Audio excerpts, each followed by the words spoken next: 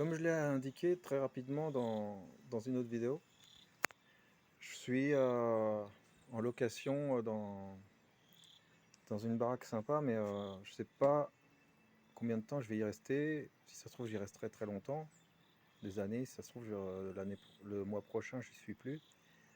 Je ne sais pas. Et donc, j'ai besoin d'une sorte de... Étant donné que je souhaite manger des, des feuilles de plantes médicinales et utiliser ce genre de produits que je produis moi-même pour avoir l'assurance de la qualité, eh bien, je me fais des seaux de culture en seau. Comme ça me permet de pouvoir éventuellement transbahuter tout. Et donc, l'idée, c'est me faire un seau avec un mélange. Bon, jusqu'à présent, ce que j'ai fait, c'est un mélange de terre locale, c'est-à-dire en l'occurrence de l'argile plutôt rouge, dans lesquelles il y avait des vers d'ailleurs. Hein. C'est pas juste de l'argile collante, et il y avait de la vie. Et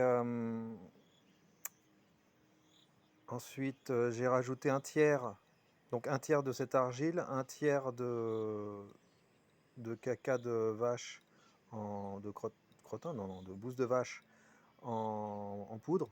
C'était des sacs en poudre. Et, ah, dommage.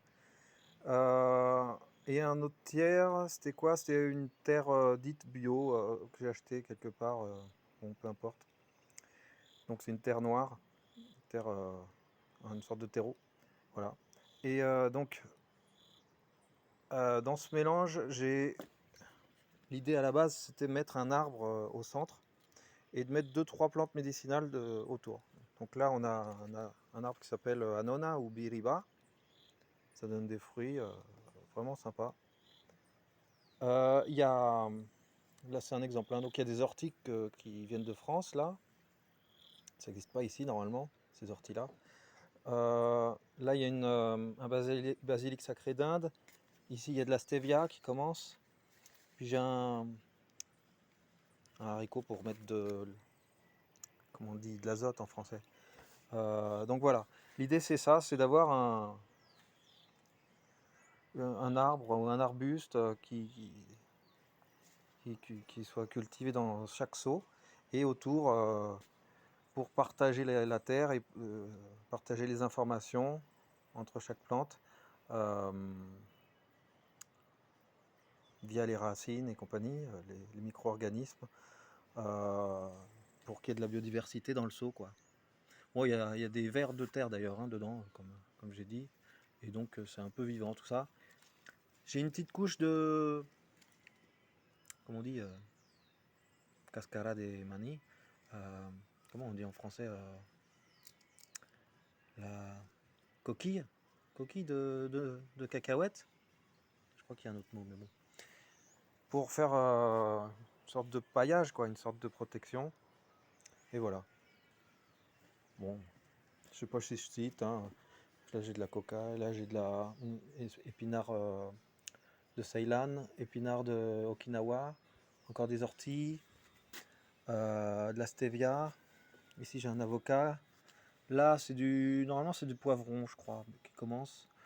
Là j'ai un concombre qui commence, j'ai des tomates. Ça c'est une sorte de basilic qui s'appelle l'épice là. Bon c'est un basilic très fort qui sent très fort. Lipia dulcis, tomate. Là, il y a un autre basilic. Là, c'est un autre anona, l'arbre. Est-ce qu'il y a de nouveautés? Non. Lipia dulcis. Voilà. Là, il y a de la menthe. Qu'est-ce qu'on a d'autre? C'est tout, hein, on a fait le tour. Katouk aussi, ouais. Là, il y a un katouk. Là, il y a une naranja agria, on dit. Un oranger aigre. Des oranges aigres. Ce ne sont pas des oranges douces. Là, il y a un gotu cola. Voilà, basiquement.